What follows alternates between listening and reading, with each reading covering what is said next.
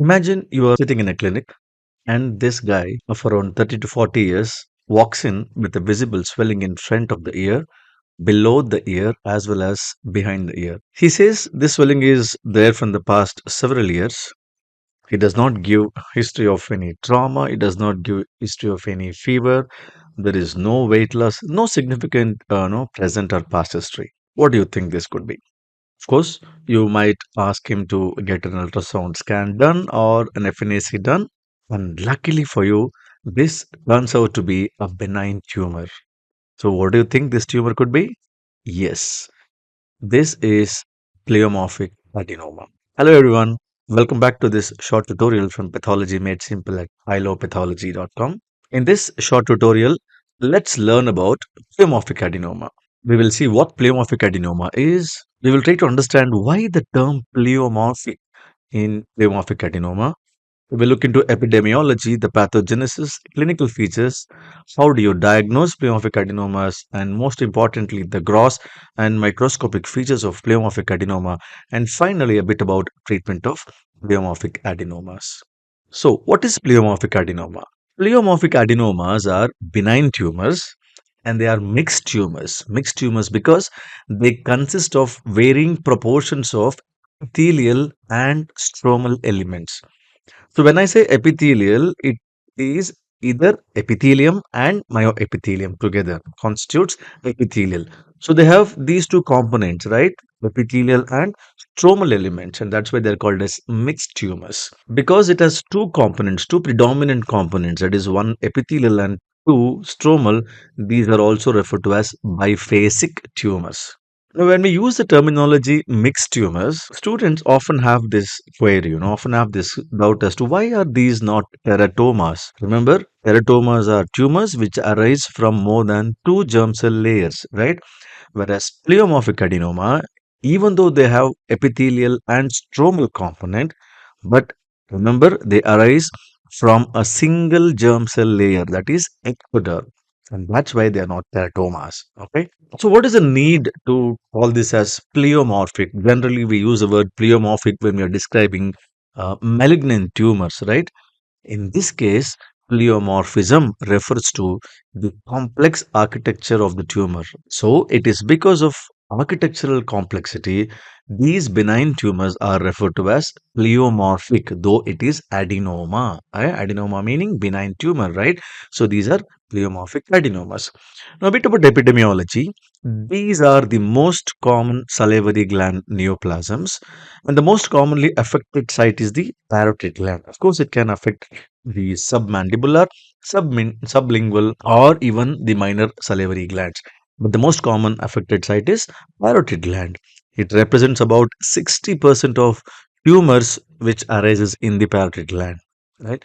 And they occur most commonly in young and middle-aged adults between 30 to 60 years of age group. Even now, the origin of pleomorphic adenomas, I mean, the cause for the origin of pleomorphic adenoma is not really known, but it is often said that the radiation exposure increases the risk of development of pleomorphic adenomas. So, with that, let's look into the genetic aspects of pleomorphic adenomas.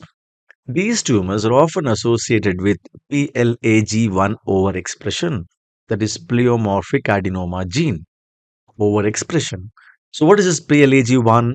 These are the transcription factors that promotes expression of various genes, and these genes increase the cell growth, including the components of growth factor receptor signaling pathways.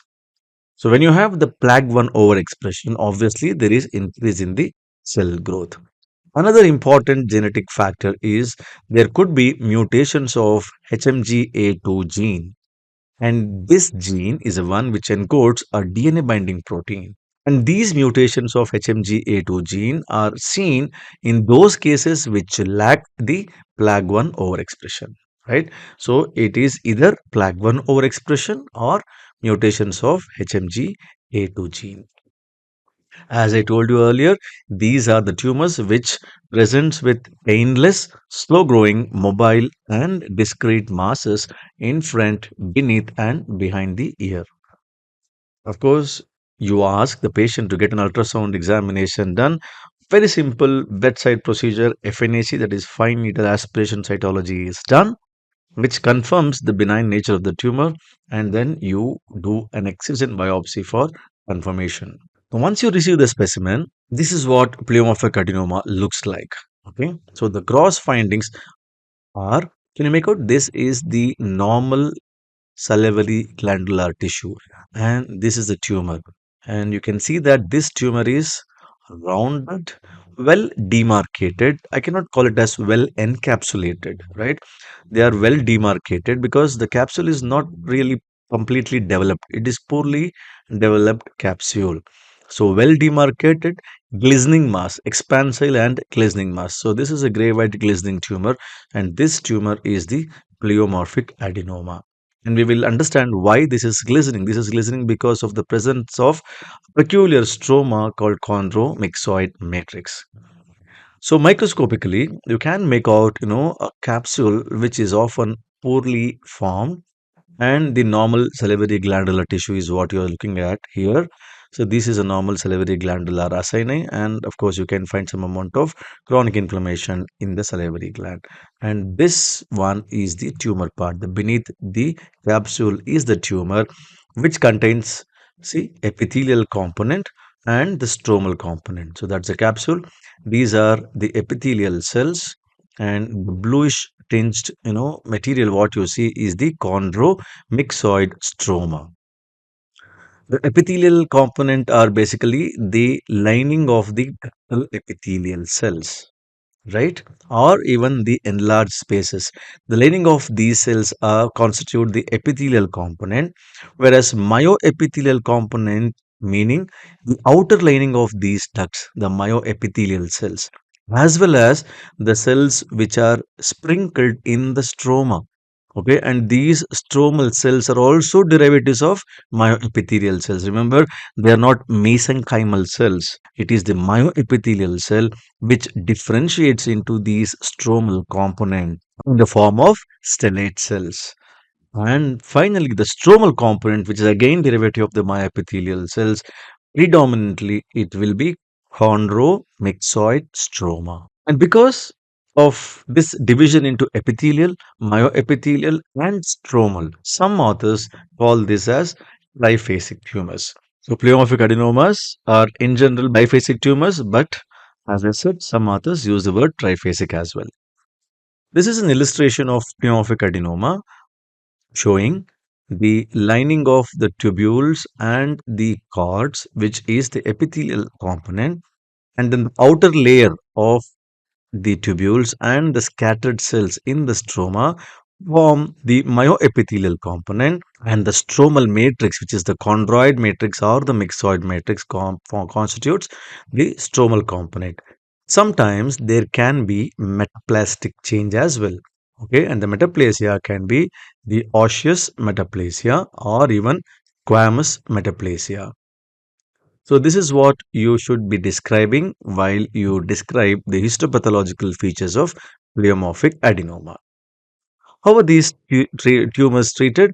They are often treated by paroidectomy, even though it is a benign tumor, even though if it is confined to a particular part of salivary gland, you have to excise the whole parotid, that is paroidectomy, because microscopic protrusions into the salivary gland can be seen because of poorly formed capsule, and that's why the recurrences are very high if the tumor is just enucleated rather than the whole gland is taken off. So we'll talk about recurrence then. So what is a recurrence? Even if paroidectomy is done, the recurrence is around 4%, whereas recurrence after a simple enucleation, it reaches up to 25% of the cases. Now, can this pleomorphic adenoma turn malignant? Yes, there is a possibility of pleomorphic adenoma turning into malignant neoplasm, particularly when these are seen more than 15 years duration. If it is more than 15 years duration, it is often said that around 10% of them harbor malignant transformation. And a carcinoma arising in pleomorphic adenoma is called as carcinoma ex pleomorphic adenoma. And what is the carcinoma or the malignant component? It's often the adenocarcinoma or undifferentiated carcinomas, right? And these are very, very aggressive tumors, and the 5-year mortality rate is around 30 to 50% once you diagnose that this is a malignant mixed tumor. So that completes today's topic, pleomorphic adenoma. We discussed everything about pleomorphic adenoma and more in detail of gross and microscopic features of pleomorphic adenoma. Thank you for watching. If you have liked this video, hit the like button. Do comment if you have any queries to ask, or you can or you can comment as to what kind of topics I should be, talking about in subsequent sessions. And if you find this video useful, do consider subscribing if you are here for the first time, and please do share so that everyone else may find this useful. Thank you.